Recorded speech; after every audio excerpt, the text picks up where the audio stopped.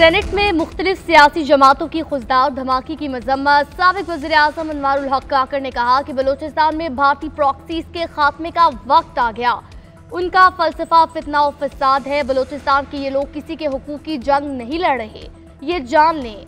इन्हें और दहशतगर्दों को एक ही तरह डील किया जाएगा। भारत की अवाम पाकिस्तान की दुश्मन नहीं, पाकिस्तान दुश्मनी में अहम किरदार RSS का है। फैसल वावडा ने कहा, पाकिस्तान अमन पसंद मुल्क है, कोई जंग नहीं चाहते। फौज ने इंतहाई कम वसाइल में बड़ा मार्का अंजाम दिया, अब हमें दिफाई बजट बढ़ाना पड़ेगा। फौज की तमाम फोर्सेस की तनख्वाहें डबल करना पड़ेंगी। हुकूमत बड़े दिल का मुजाहरा करके ऑपोजिशन को ऑन बोर्ड ले।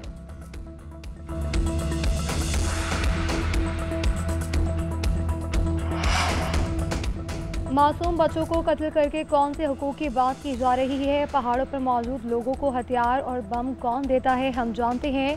सेनेटर इरफान सिद्दीकी का सेनेट में इजहार ख्याल, कहा कि इन दहशतगर्दों को असलहा फराहम करने वाला हमारा दुश्मन है। इख्तिलाफ का मतलब ये नहीं कि आप दुश्मन से राब्ते करके हमले शुरू कर दें। दहशतगर्दों से कोई हमदर्दी नहीं होनी चाहिए। दहशतगर्दों को कुचलने में कोई रियायत नहीं होनी चाहिए। खुजदार में होने वाली बर्बरियत को कोई भी नाम देना मुश्किल है। अब दूध और पानी एक तरफ हो जाना चाहिए। मोदी सरकार शिकस्त का बदला सिफारतकारों पर निकालने लगी। एक और पाकिस्तानी सिफारती एहलकार को नापसंदीदा शख्सियत करार दे दिया। 24 घंटों में भारत से निकल जाने का हुक्म। पाकिस्तान का सख्त जवाबी इकदाम। भारतीय हाई कमीशन के एक एहलकार को नापसंदीदा करार दिया, पाकिस्तान छोड़ने की हिदायत। भारतीय नाज़िमुल अमूर की वजारत ख़ारजा तलबी, फैसले से बाज़ाब्ता तौर पर आगाह किया गया।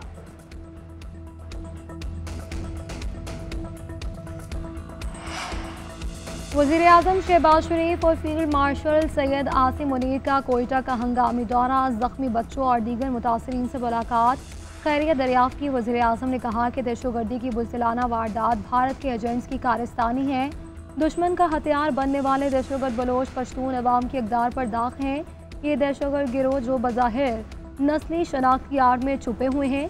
एलामिया के मुताबिक वज़ीर आला बलूचिस्तान और कमांडर कोयटा कोर ने वज़ीर आज़म और फील्ड मार्शल को ब्रीफिंग दी। दहशतगर्दों के खुज़ार में स्कूल बस पर हमले में 3 बच्चे और 2 जवान शहीद हो गए थे। 39 बच्चों समेत 53 अफराद ज़ख्मी, 8 बच्चों की हालत तशवीशनाक है।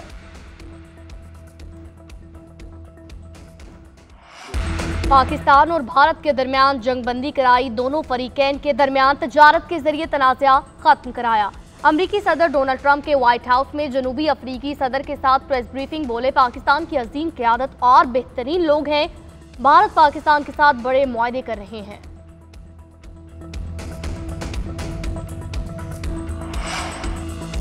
साबिक भारतीय वज़ीर ख़ारिजा ने भी ऑपरेशन सिंदूर पर सवालात उठा दिए। यशवंत सिन्हा ने कहा कि मोदी हुकूमत ऑपरेशन सिंदूर की नाकामी छुपाने के लिए गुमराहकुन प्रोपेगेंडा कर रही है। तैयारों की तबाही की असल तादाद छुपाकर कौम को गुमराह किया जा रहा है। यही ऑपरेशन सियासी फायदे के लिए इस्तेमाल होगा। साबिक वज़ीर ने मज़ीद कहा कि मोदी, अमित शाह, जयशंकर और अजीत डोवल को सफारतकारी और इंटेलिजेंस की नाकामी पर इस्तीफा देना चाहिए।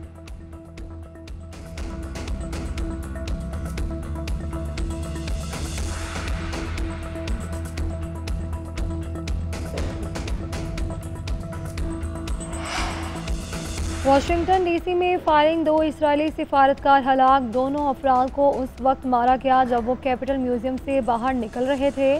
पुलिस के मुताबिक कार्रवाई टारगेटेड है। फायरिंग के वक्त इजरायली सिफारतखाने के मुतादिद एहलकार म्यूजियम में तकरीब में मौजूद थे। वाक़े के बाद इलाके में पुलिस की भारी नफरी तैनात, 2 मुश्तबा अफराद गिरफ्तार। अमरीकी सदर के कत्ल के वाक़े की मजम्मत, वाक़े को यहूदी दुश्मनी करार दे दिया। ट्रंप ने कहा कि ये वाक़या साफ जाहिर है कि यहूद दुश्मनी पर मबनी है। नफरत और इंतहा पसंदी की अमरीका में कोई जगह नहीं।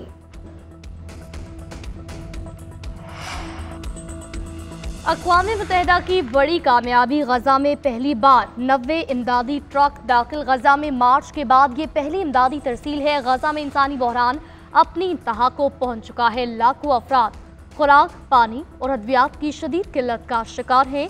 अक़वाम मुत्तहिदा का कहना है मौजूदा इमदादी काफिले में खुराक, तिब्बी सामान और दीगर बुनियादी सामान शामिल है।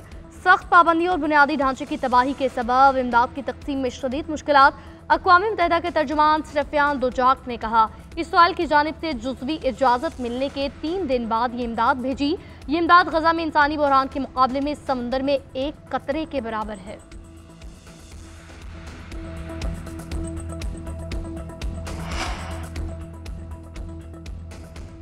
बलूचिस्तान के ज़िला खुजदार में बस हमले में शहीद 7 साला तालिबा हिफ्जा की नमाज जनाजा ओकाड़ा में अदा कर दी गई। नमाज जनाजा में समाजी शख्सियात समेत लोगों की बड़ी तादाद की शिरकत। तालिबा फैमिली के साथ बलूचिस्तान के इलाके खुजदार में रिहाइश पजीर थी। मुरसा का कहना है कि मासूम बच्चों का खून रायगा नहीं जाएगा, आखिरी दम तक अपनी फौज के साथ खड़े हैं।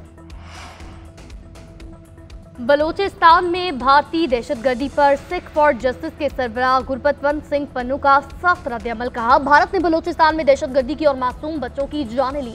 शवाहिद से वाज़ेह है, दहशतगर्दी का वाकया भारतीय प्रॉक्सीज ने मोदी सरकार पर कहने पर किया। पूरी सिख कम्युनिटी शोधा के लवाहिकीन के साथ खड़ी है। मासूम बच्चियों के खून के पीछे मोदी का हाथ है।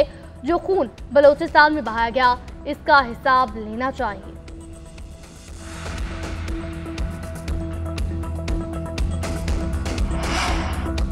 भारत की आबी जारहियत जोर पकड़ने लगी। किशन गंगा डैम से दरियाए नीलम का पानी रोक दिया। दरियाए नीलम में मामूल से 40% पानी का बहाव कम है।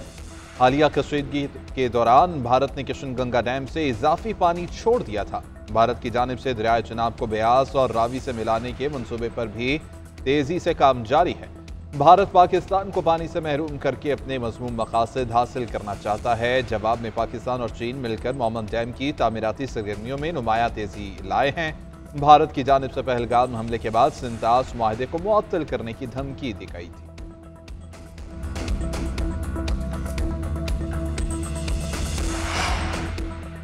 भारतीय हुकूमत ने मुसलमानों के खिलाफ जालिमाना कार्रवाई में बुलडोजर ऑपरेशन शुरू कर दिया। ऑपरेशन सिंदूर की हज़ीमत छुपाने के लिए मोदी सरकार के मुसलमानों को दहशतगर्द करार देकर घरों पर हमले। TRT ने इस हवाले से तफसीली रिपोर्ट और वीडियो जारी कर दी।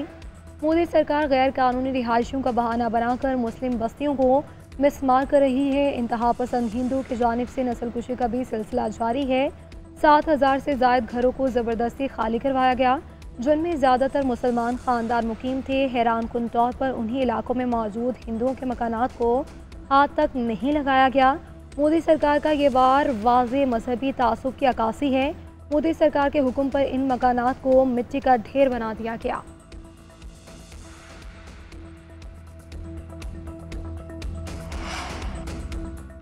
पाकिस्तान, चीन और अफगानिस्तान के वज़राए ख़ारजा का दहशतगर्दी का मुकाबला करने और खित्ते में इस्तेहकाम और तरक्की को फ़रोग़ देने का आज़म।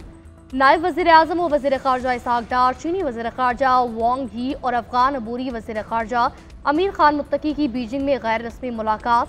बेल्ट एंड रोड मनसूबे पर ताउन बढ़ाने और सी-पैक को अफगानिस्तान तक तोसी देने पर इत्तफ़ाक़। तीनों रहनुमाओं ने सिफारती राब्ते बढ़ाने और छठा वज़राए ख़ारजा इजलास जल्द अज जल्द बुलाने में इत्तफ़ाक़ किया। वज़ीर ख़ारजा इसहाक़ डार से अफ़गान अबूरी वज़ीर ख़ारजा अमीर मुत्तकी की अलग भी मुलाकात। बाहमी मफादात के फ़रोग़ के लिए मिलकर काम करने पर इत्तफ़ाक़ किया गया। नायब वज़ीर-ए-आज़म इसहाक़ डार 3 रोज़ा दौरा बीजिंग मुकम्मल करके वतन वापस पहुँच गए।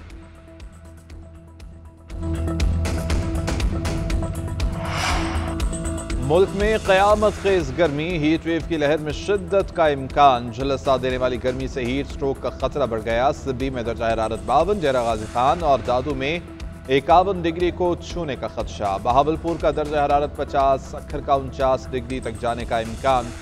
नवाबशाह, मुल्तान और सरगोधा में टेम्परेचर 48 डिग्री तक जाने की तवक्को है। पेशावर, DI खान में पारा 48, सरगोधा, जहलम 47, लाहौर में 45 डिग्री तक जाने का इम्कान है। हीट वेव के पेश नज़र अस्पतालों और इदारों को अलर्ट रहने का हुक्म।